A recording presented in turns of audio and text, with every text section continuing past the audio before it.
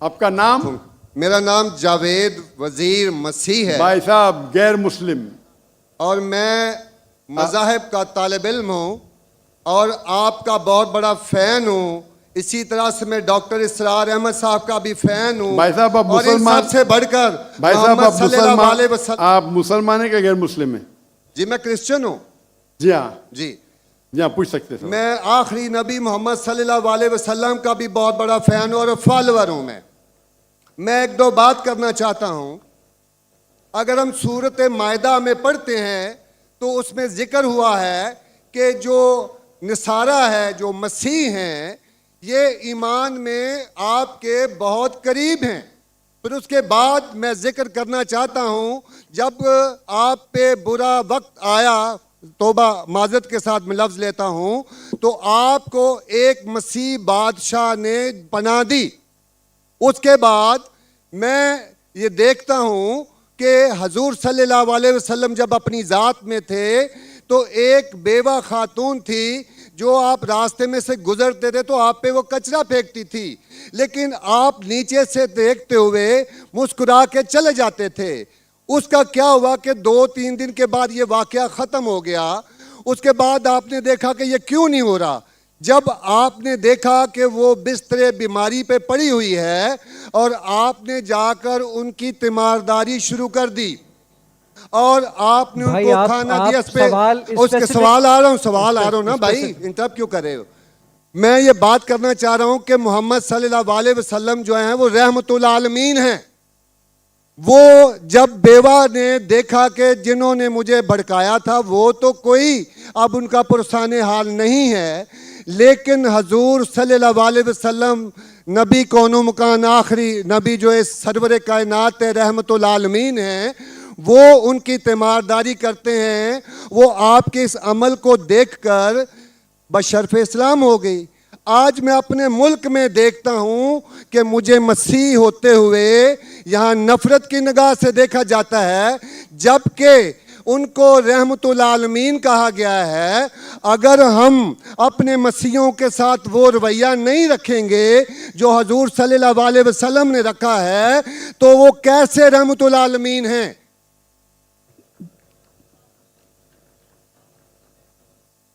जी बहुत शुक्रिया आपके सवाल का।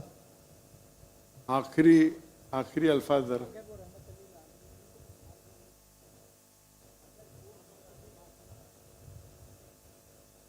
हाँ, भाई साहब का अच्छा सवाल है।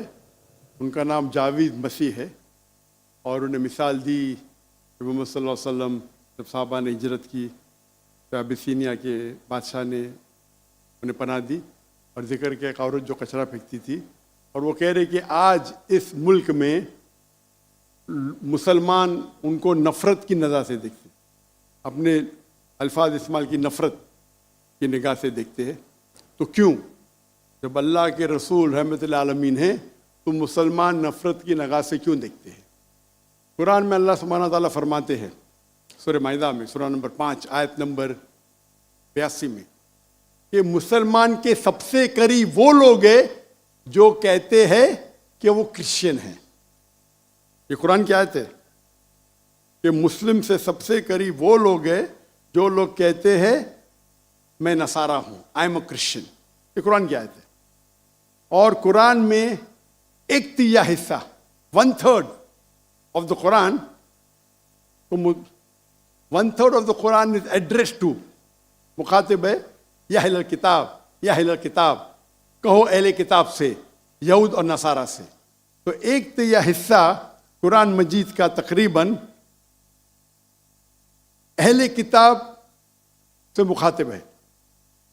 और आपका सवाल कि अल्लाह के रसूल रहमतुल आलमीन ने, बेशक है, कुरान की आयत है सूरह अंबिया सूरह नंबर 21 आयत नंबर 107, वमा अरसलनाका इल्ला रहमतुल आलमीन, कि मोहम्मद सल्लल्लाहु अलैहि वसल्लम अल्लाह ने उन्हें रहमतुल आलमीन, रहमत बना के भेजा है सारे आलम के लिए, सारे इंसानियत के लिए। वो बेशक है, उस पर कई किताब लिखी गई। अगर आपको मुसलमान नफरत से देखते हैं, उसकी वजह जानना ज़रूरी है। मुसलमान तो दूसरे मुसलमान को नफरत से भी देखते,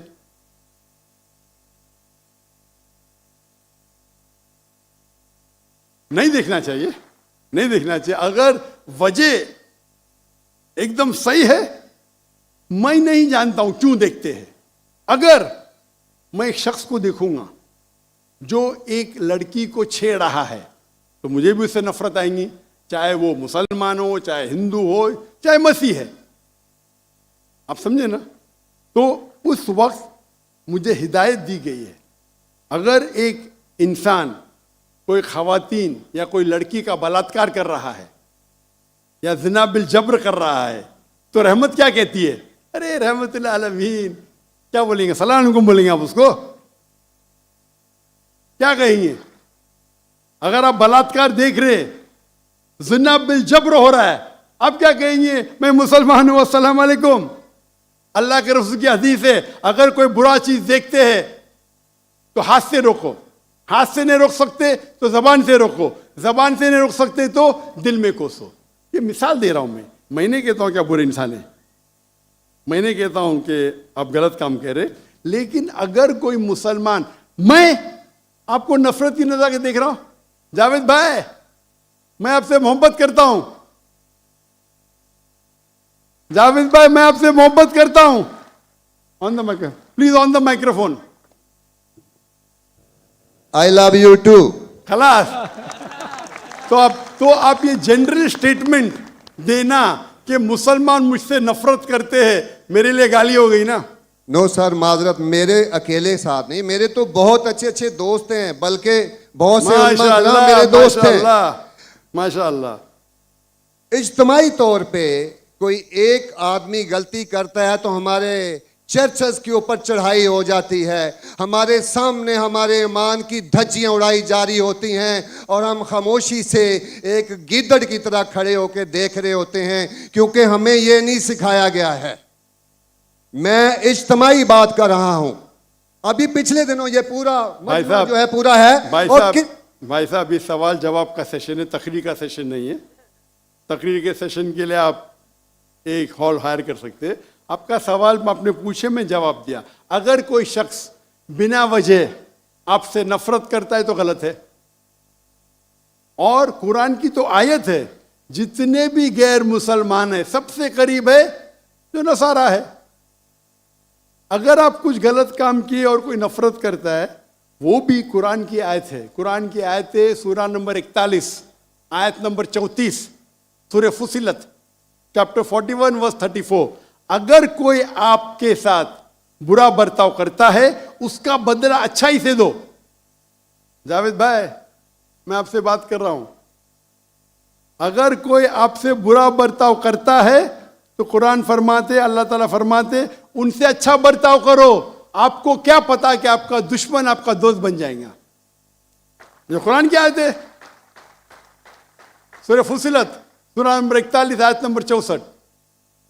तो अगर कोई मुसलमान कुरान पे अमल नहीं करता है तो वो नॉन प्रैक्टिसिंग मुस्लिम होगा। मतलब हर मुसलमान तो मैं नहीं कह सकता अच्छा है, और अगर कोई एक शख्स कोई गलती करता है, आप जैसा कहे कि पूरे कौम पे चढ़ाव करना बिल्कुल गलत है, ये इस्लाम में भी नहीं है। अगर कोई एक शख्स गलती करता है और वो सजा का हकदार है, उसको सजा मिलना चाहिए, उसका मतलब नहीं पूरी कौम।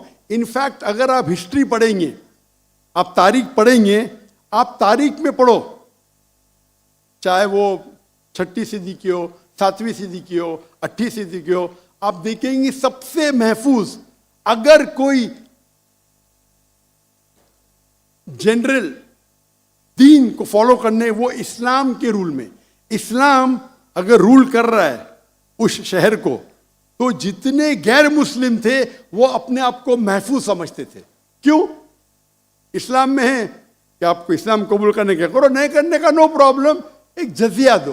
ये जजिया कुछ बड़ी अमाउंट नहीं, आपकी इनकम टैक्स से बहुत कम है।